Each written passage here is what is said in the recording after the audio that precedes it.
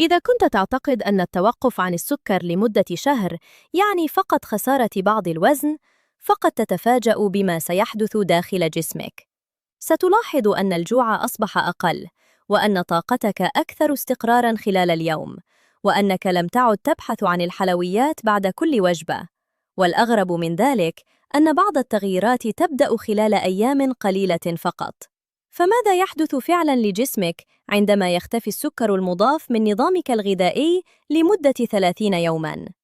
في هذا الفيديو سنتعرف على التغيرات التي تحدث داخل الجسم عند التوقف عن السكر لمدة 30 يوماً، وكيف يؤثر ذلك على الطاقة والوزن والدماغ والبشرة، وما الأخطاء التي يقع فيها كثير من الناس أثناء هذه التجربة.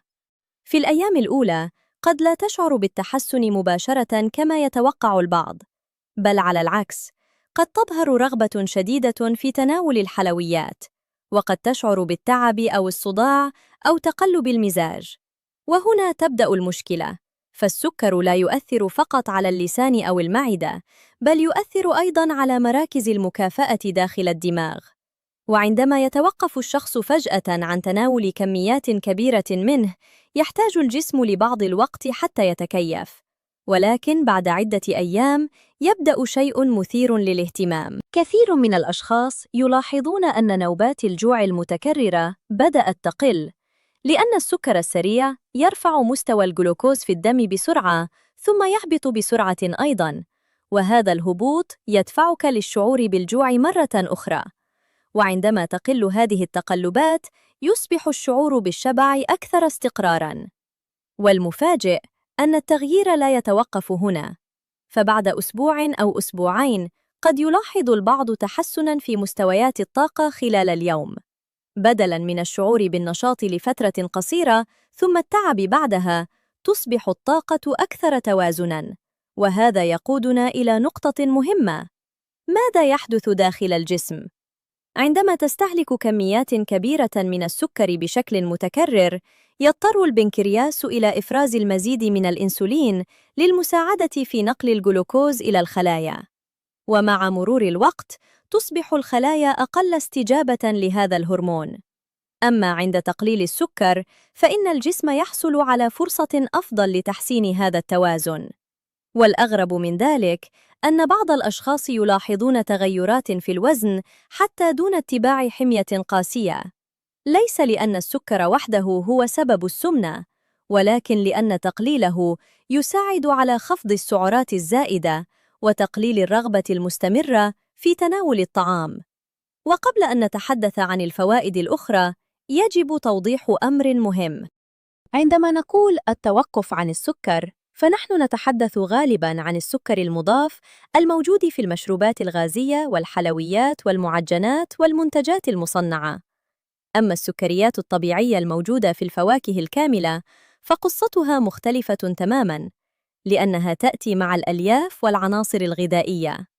وبعد عدة أسابيع، يلاحظ البعض تحسناً في مظهر البشرة، فارتفاع السكر المزمن يساهم في عمليات داخل الجسم تؤثر على بروتينات مهمة مثل الكولاجين.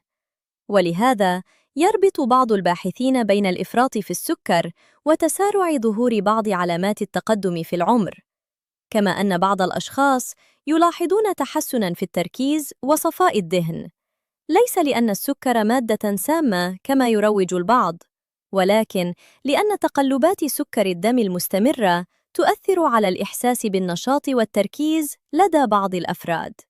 والآن نصل إلى الحقيقة التي لا يتحدث عنها كثيرون. التوقف عن السكر لمدة 30 يوماً ليس علاجاً سحرياً، فإذا استبدلت الحلويات بأطعمة فائقة المعالجة أو تناولت كميات كبيرة من الدهون والسعرات، فقد لا تحصل على النتائج التي تتوقعها.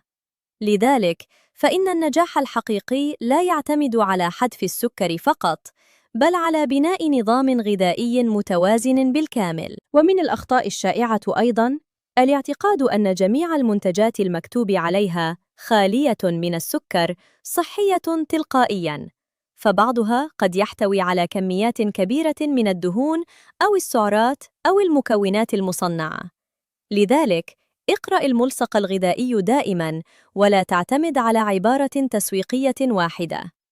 وفي النهاية، إذا قررت التوقف عن السكر لمدة 30 يوماً، فقد يمر جسمك بمرحلة تكيف قصيرة في البداية، لكن كثيراً من الأشخاص يلاحظون بعد ذلك تغيرات في الشهية والطاقة والوزن والعادات الغذائية. والأهم من كل ذلك أنك تبدأ بفهم احتياجات جسمك بشكل أفضل. إذا وجدت هذا النوع من المحتوى مفيداً، فلا تنسى دعم الفيديو بالإعجاب والاشتراك ليصلك كل جديد. والآن، أخبرني في التعليقات: هل تستطيع الاستغناء عن السكر لمدة 30 يوماً كاملة؟ وماذا سيحدث لعاداتك الغذائية إذا نجحت في ذلك؟